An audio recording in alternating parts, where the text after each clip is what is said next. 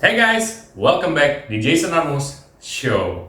Nah, gue hari ini pengen sharing sedikit.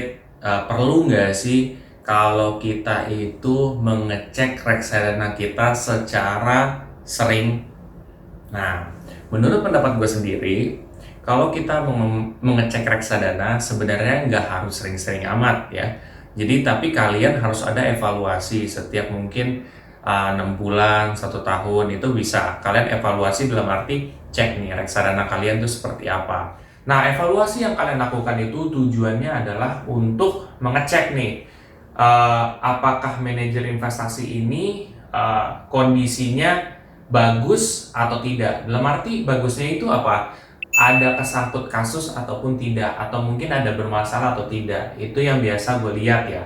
Yang kedua, apakah reksadana kita AUM-nya masih tinggi atau udah drop banget gitu. Nah, biasanya ketika kedua aspek ini gue lihat, misalkan salah satu ya ada yang bermasalah ya, sejauh ini sebelum ada bermasalah.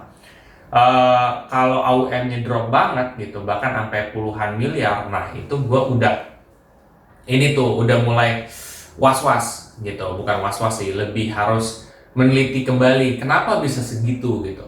Kalau ternyata AUM-nya drop drastis dan ternyata kalian bandingkan dengan reksadana lain, ternyata ini udah turunnya drastis, nah berarti there is something wrong.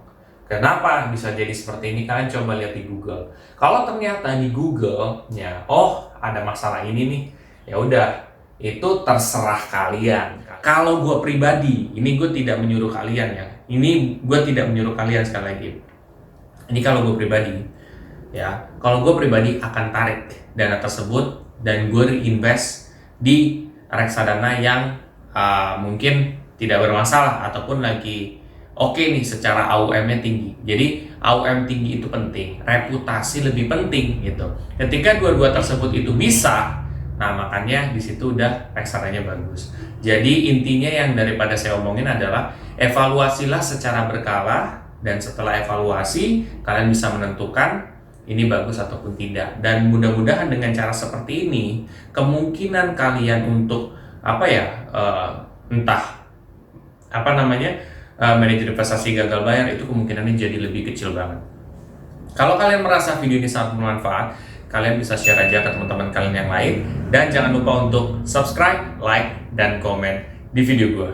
Sampai jumpa di video gue selanjutnya. Terima kasih.